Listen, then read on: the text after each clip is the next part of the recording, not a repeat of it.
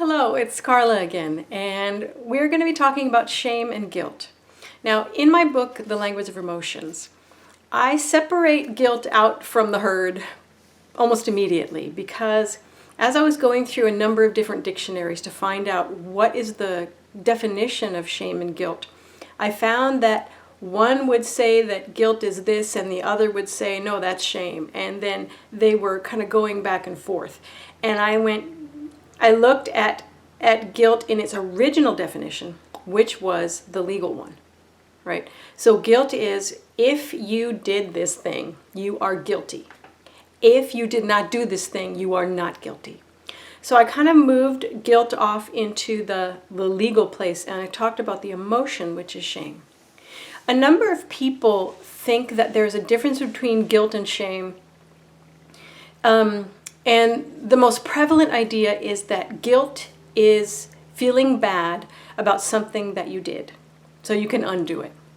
But that shame is feeling bad about your very being, right? And they're thinking that the shame you don't ever want to have and you want to work with your guilt.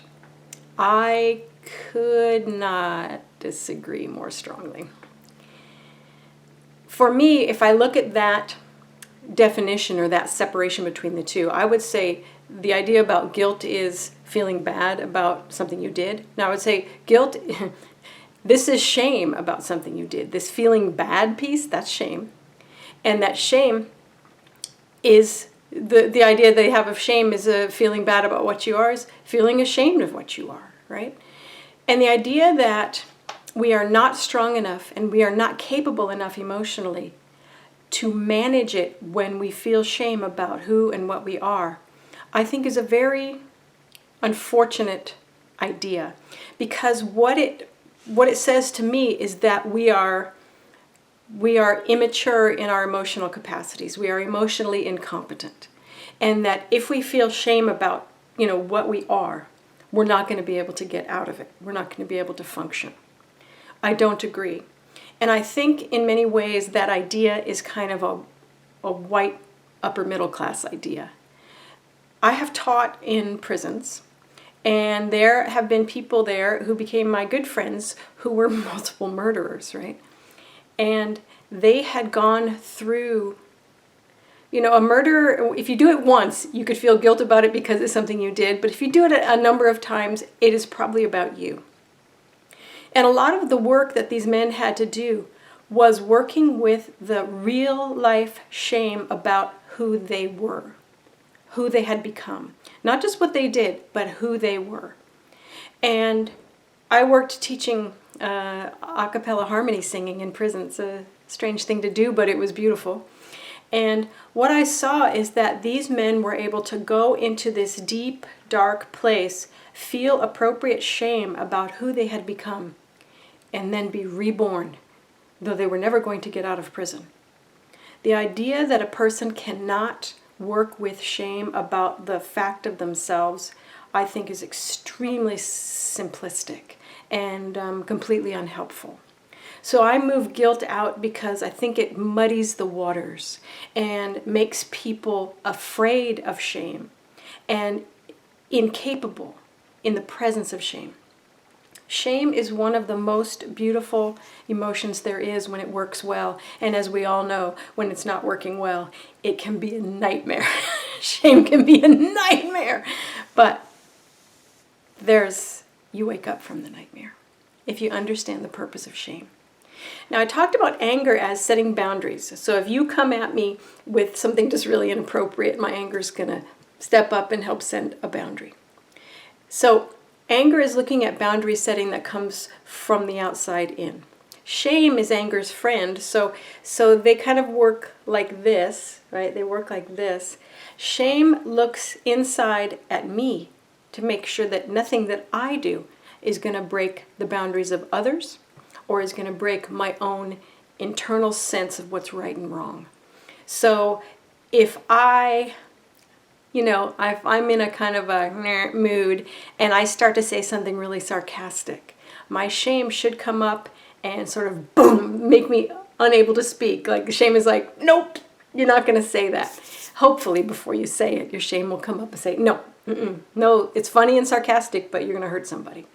Or if I go toward, the fourth cookie, and I know that I'm eating cookies because I haven't had a good lunch and I'm using cookies as food and they're not really food, I'll reach out for the fourth cookie and my shame will go, you need to go eat some real food right now, right? And that is healthy shame working to make sure that I don't break someone else's boundaries or break my own internal rules. Now, the problem with shame, and I think the reason that it becomes toxic, is a lot of us learned about shame by being shamed by parents, peers, authority figures, the media. Oh my gosh, the media shames you all the time. That you're a smelly, hairy, whatever your weight is not the right weight. That you're not the right kind of woman. You're not the right kind of man. Your muscles are wrong. Your ideas are wrong. Media is just on us all the time. It's important to shut off media because they don't care about you. But we hear shaming messages all the time. And if we had parents and peers and authority figures in our lives who didn't understand shame, and almost nobody does, they would shame us like, you don't talk to me that way, you little smart ass, hello, right? Children hear a lot of those messages. And they can become sort of a part of their self-structure. And they may, when they go to say something that's intelligent, they would hear that voice. You don't talk to me, you little smartass. And they wouldn't say it, right? The work with shame is and it's a lifetime of work, but once you get it, it's awesome. The work with shame is to make sure that shame is not responding to messages that you no longer agree with, or messages that were enforced upon you by people who didn't care about your well-being. So if the message inside is, no one will love you until you lose 10 pounds, that is not a very helpful message because it's both mean-spirited and untrue. If you actually know people who won't love you until you lose 10 pounds, those people have to go, all right? They have to go. But to understand when shame comes up, where did this message come from? And do I agree with it? Because if you've internalized a message, your shame's job, which is to make sure that you don't break boundaries of others and you don't break the boundaries of your internal moral structure. If there's garbage in your internal moral structure, your shame doesn't know that, right? Your shame goes, okay, that's one of the things that I'm supposed to be helping you live up to, right? So the work with shame is, one, if you're a parent, don't shame your kids like that. And if you are shaming them, because sometimes it's really important. So, for instance, your kid is putting the fork in the electrical socket and you need to call out, hey! Right? Whoa, stop that right away. What you want to see is the child feeling their own sense of shame, and then you stop shaming immediately. Right? Because they've got their shame going. What you want to see in another person is that their shame arises appropriately and they figure out what the thing is. But a lot of parents don't know that. And so they will say, hey, and the kid looks up with shame, realizes he's been busted, right? And then the parent will continue to shame. How many times have I told you not to blah, blah, blah, and blah, blah, blah, blah, blah, and yell, yell, yell, and blah, blah, blah, and pointing, right? So the kid has been busted. He realizes he's done wrong. The shame comes up, and then the parent keeps pouring shame. More shame, more shame. And the child becomes overwhelmed. You and I know that shame is overwhelming.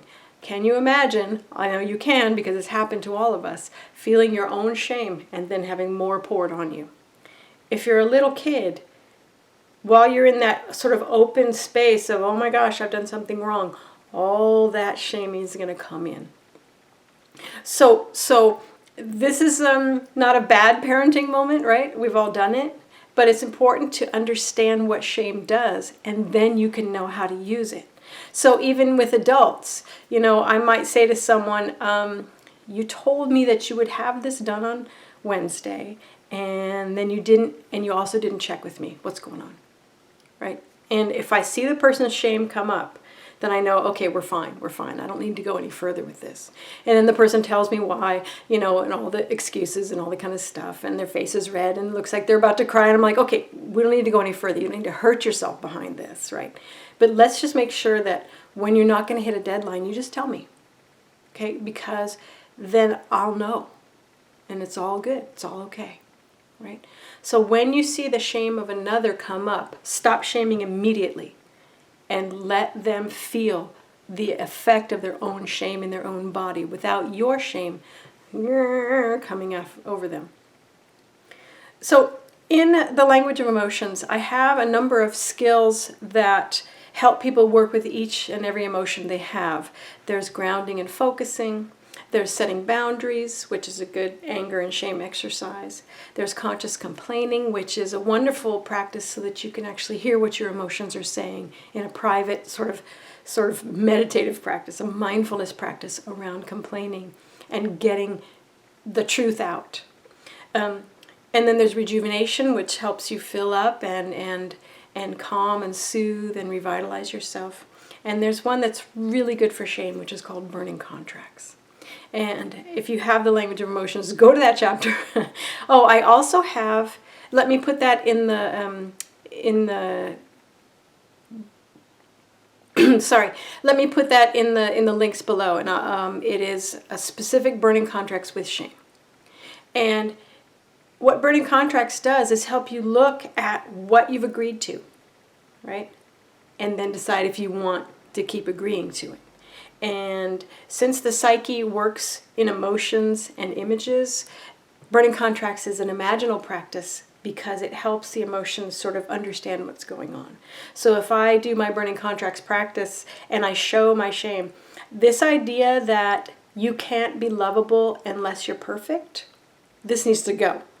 And so you roll it up and you throw it and you burn it, and all of a sudden all of your emotions and your shame understand, okay, there's a new rule in town, and they may not know what it is, right? And the next time that you feel that you're unlovable because you're imperfect, parts of you will go, wait a minute, that's not true. It may take a while, right? Because if it's an old contract that you agreed to and you've been behaving that way for 25 years, right? It's going to take you some time to move it, but it will move when your shame understands what the new rule is, what the new behavior is. Shame is crucial to everything you do. It is a brilliant, beautiful, wonderful emotion if you know what it's supposed to do and you find the messages that it is responding to, not because shame is bad, but because the messages are terrible, right? Get rid of those terrible messages and let your shame get back and work with you in the beautiful way that it can. If your messages and your rules and your internal moral structure are livable. So if my internal moral structure is, I'm going to be good to people, and I'm going to give them a break if, this or that happens. And I go and I start getting snarky with people for that very thing, my shame's going to go, whoops, stop it. Stop it. You said, like shame can be your best friend or like an annoying conscience. Shut up, shame. I want to do this right now. But you can become friends with it. It's a powerful emotion because it has a really important job.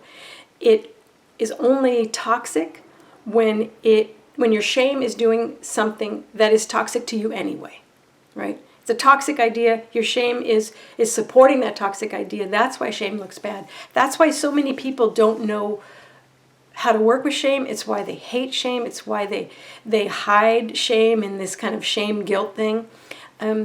Shame is crucial, essential, beautiful, fabulous, brilliant, powerful, wonderful. And in the empathy research, it's also understood that if a child or a person does not develop proper shame, they cannot be empathic. Shame is basically, you can't be empathic until you've developed proper shame. Shame is, I love shame. Love. And learning how to work with it is an adventure. It is brilliant. It is life-affirming. and it will support you in everything you want to do. Give your shame a job. Dear shame, whatever it is you're working on that you really don't like about yourself, that really just isn't working, dear shame. Let's put this in the mix for my things that I don't want to do, for my moral structure. And let's find a way that you and I can work together to make sure that I make movement on this situation. Dear shame, thank you for your help. Shame is a brilliant, beautiful, wonderful emotion. Its gifts are atonement, integrity, self-respect, and behavioral change. The questions are, who has been hurt? That includes you. What must be made right? Shame is a brilliant, wonderful, delightful, supportive, powerful emotion. Welcome your shame. It'll be your friend once you understand how it works. Thanks. See you soon.